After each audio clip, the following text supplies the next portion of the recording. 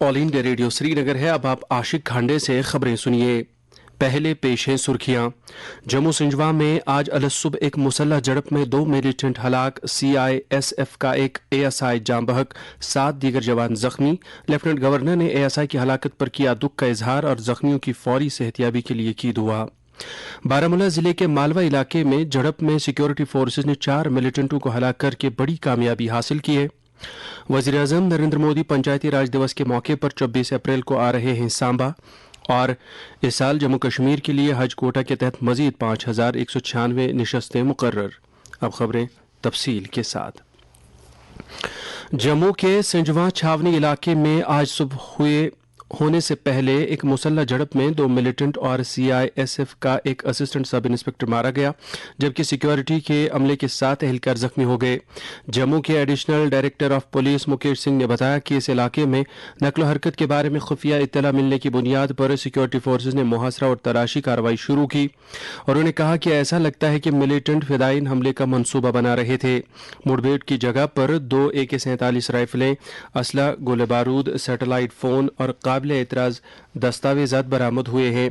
Mobile internet services बंद कर दी गई हैं और स्कूल एहतियात के तौर पर दिन के लिए बंद कर दिए गए थे। कार्रवाई अभी भी जारी है।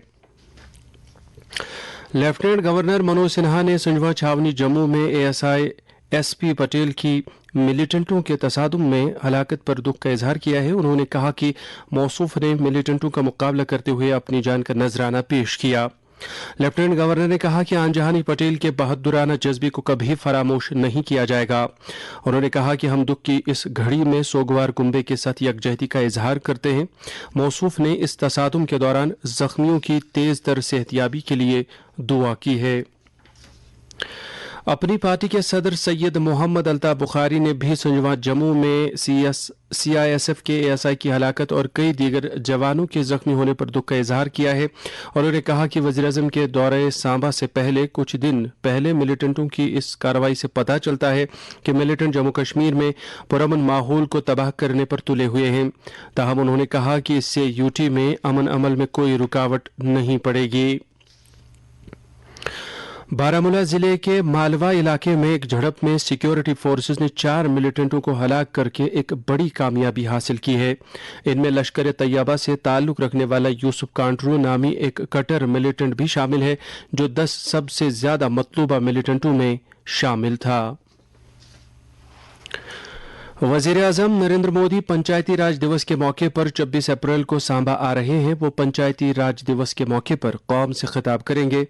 इंतजामिया ने सांबा जिले में सरहदी गांव पाली के मकाम पर जामिया इंतजामात किए हैं, जहां वज़ीर-ए-आज़म एक अवामी इज्तिमा से खिताब करेंगे।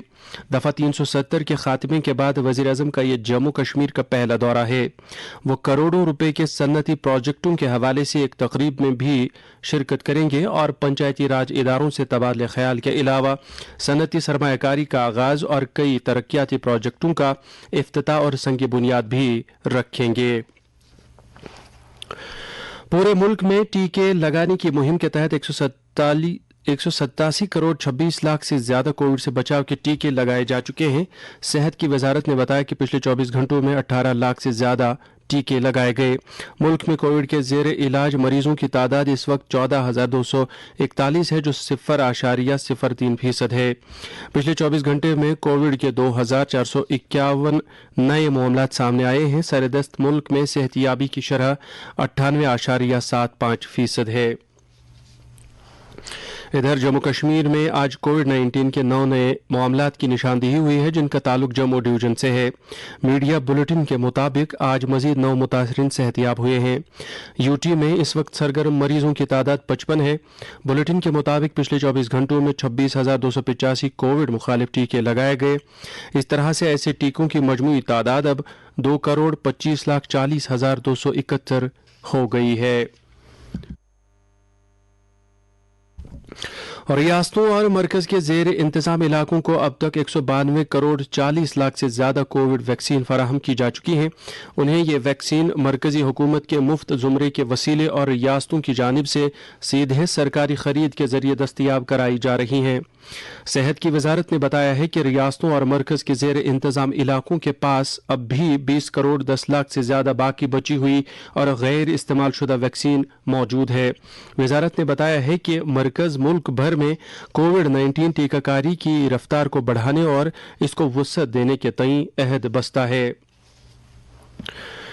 Chief secretary doctor Arun Kumar Mehta نے آج جموں میں کیپیکس بجٹ کے تحت یوتھ سروسز اینڈ سپورٹس محکمے کی طرف سے مکمل کیے گئے 77 پروجیکٹوں کا الیکٹرانک موڈ میں افتتاح کیا. انہوں نے ان پروجیکٹوں کو جموں کشمیر کے نوجوانوں کے لیے وقف کیا. کھیل کود سے متعلق بنیادی ڈھانچے کے یہ پروجیکٹ 28 کروڑ 57 لاکھ روپے کی تخمینہ لاگت سے مکمل کیے گئے اور ان میں کھیل میدانوں کی ترقی، کھیل کود کے ہالوں کی تعمیر، عمارتوں اور اسٹیڈیموں کا چراغاں شامل ہیں. آج جن کچھ اہم پروجیکٹوں کا افتتاح کیا گیا ان میں ایم اے اسٹیڈیم جموں میں synthetic lawn tennis court, yoga wellness centre اور ایم اے اسٹیڈیم جموں میں ہی یوگا پارک کے ساتھ ساتھ 6 اسپورٹس اسٹیڈیموں میں ہائی ماسٹ لائٹس کی تنصیب شامل ہے. سائنس اینڈ ٹیکنالوجی محکمے کے پرنسپل سیکریٹری آلوک کمار نے آج سول ایئرپورٹ ستواری جموں میں گرڈ سے جڑے 300 کلو واٹ پیک صلاحیت والے روف ٹاپ سولر پاور پلانٹ کا افتتاح کیا.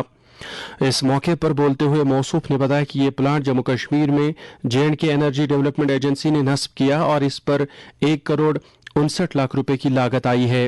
موصوف نے بتایا کہ روف ٹاپ پروجیکٹ سے کم گرین انرجی کے 4,02,000 یونٹ پیدا ہوں گے اور اس سے سالانہ تقریباً 29,40,000 روپے کی مالی بچت ہوگی. جموں کشمیر حج کمیٹی کے ایگزیکٹو آفیسر ڈاکٹر عبدالسلام نے اطلاع دی ہے کہ اس سال جموں کشمیر کے لیے حج کوٹہ کے تحت مزید 5,196 اضافی نشستیں مقرر کی گئی ہیں جبکہ کمیٹی کو 10,000 درخواستیں موصول ہوئی ہیں. انہوں نے کہا کہ اس کوٹے کے تحت عازمین حج کا انتخاب 26 اپریل کے بعد قرعہ اندازی کے ذریعے کیا جائے گا. مقدس ماہ رمضان اللہ تعالیٰ کی خوشنودی حاصل کرنے کا ایک بہترین موقع ہے جب مسلمان اللہ تعالیٰ کی رضا حاصل کرنے کے لیے احکامات الہی پر سختی سے عمل پیرا ہوتے ہیں.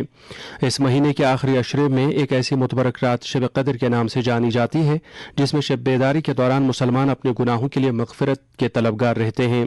اس سلسلے میں وادی کے معروف مفتی یوسف رضا مصباحی نے نیوز روم کو مزید تفصیلات دیتے ہوئے بتایا. یہ عشرہ بطور خاص شب قدر کے حوالے سے اس کی بڑی اہمیت ہے. نبی کریم صلی اللہ علیہ وسلم آخری عشرے میں بطور خاص شب قدر کی تلاش کے لیے کمر بستہ ہو جاتے تھے عبادت کے لیے. سیدہ عائشہ صدیقہ رضی اللہ عنہا کی روایت ہے کہ آپ راتوں کو ان دنوں بیدار رکھتے تھے اور کمر بستہ ہو جاتے تھے اللہ تعالیٰ کی عبادت پر. تو امت کے لیے بھی یہی پیغام ہے کہ آپ صلی اللہ علیہ وسلم نے اسے بڑے شوق و رغبت کے ساتھ ان 10 دنوں میں شب قدر کی تلاش کے لیے اعتکاف کیا ہے.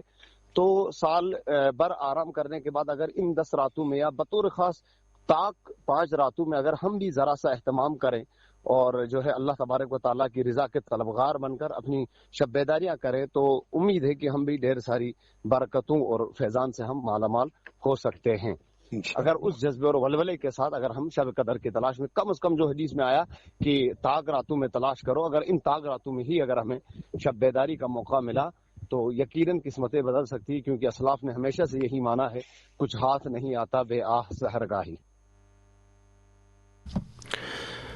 نیشنل کانفرنس کے صدر ڈاکٹر فاروق عبداللہ نے یوم فتح مکہ پر مسلمانان عالم خاص کر جموں کشمیر کے مسلمانوں کو مبارکباد پیش کی ہے.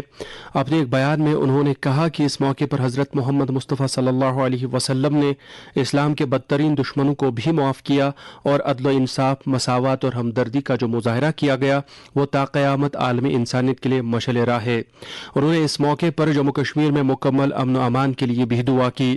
اسی دوران یوم فتح مکہ کے موقع پر آج جموں کشمیر کے طول و عرض میں تقریبات کا انعقاد ہوا جن میں علماء کرام نے اس دن کی فضیلت اور اہمیت پر روشنی ڈالی. آج یوم ارض منایا جا رہا ہے. پوری دنیا میں یہ دن ماحول کے تحفظ کے تئیں حمایت کے اظہار کے لیے منایا جاتا ہے. نائب صدر جمہوریہ ایم وینکیا نائیڈو نے لوگوں سے کہا ہے کہ وہ کرۂ ارض کو ہوئے نقصان کی بھرپائی کے لیے مربوط کوششیں کریں.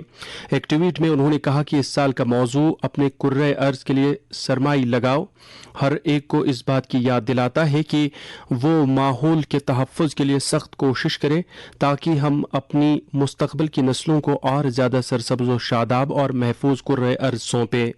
وزیر اعظم نریندر مودی نے کہا ہے کہ یوم ارض کا مقصد دھرتی ماں کو اس کی مہربانی کے تئیں اظہار تشکر کرنا ہے. انہوں نے کرۂ ارض کی حفاظت کے تئیں اپنے عزم کو دہرایا.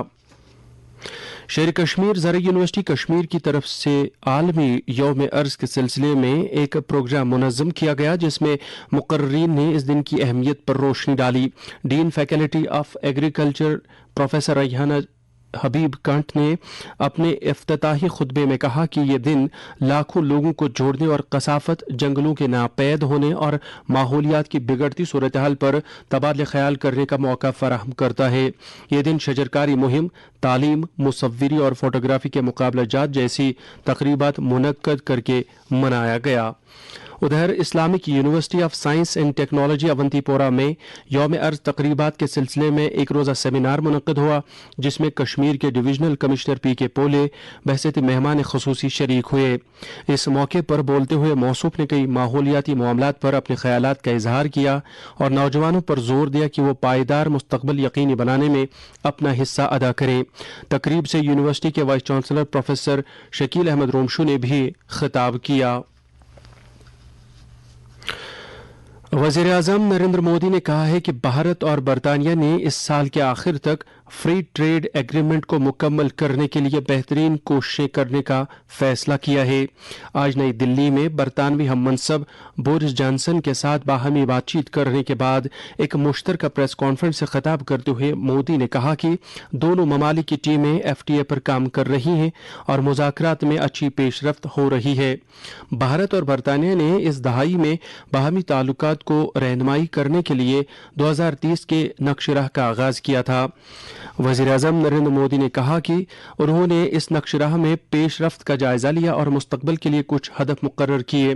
موصوف نے کہا کہ انہوں نے بھارت میں جاری جامع اصلاح جات، بنیادی ڈھانچے کی تجدید کاری کے منصوبے اور قومی بنیادی ڈھانچے کی رکاوٹوں پر بھی تبادلہ خیال کیا. انہوں نے برطانوی کمپنیوں کی طرف سے بھارت میں بڑھتی ہوئی سرمایہ کاری کا خیر مقدم کیا.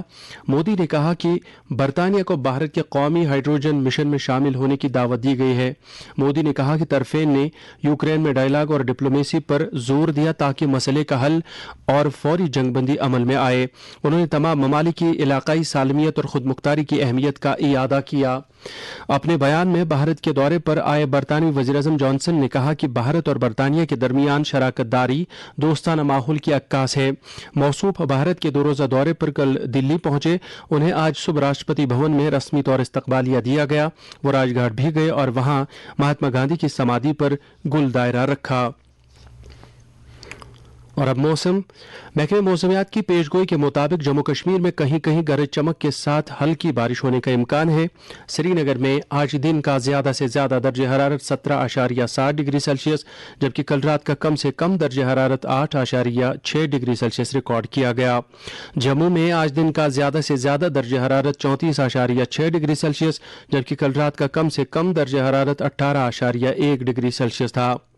ادھر لیہ میں آج دن کا زیادہ سے زیادہ درجہ حرارت 13.6 ڈگری سیلسیس جبکہ کل رات کا کم سے کم درجہ حرارت 0.4 ڈگری سیلسیس درج کیا گیا. اور کرگل میں آج دن کا زیادہ سے زیادہ درجہ حرارت 15.4 ڈگری سیلسیس جبکہ کل رات کا کم سے کم درجہ حرارت 0.8 ڈگری سیلسیس درج کیا گیا. اس کے ساتھ ہی خبروں کا یہ بلیٹن ختم ہوا. اب پیش ہے تبصرہ.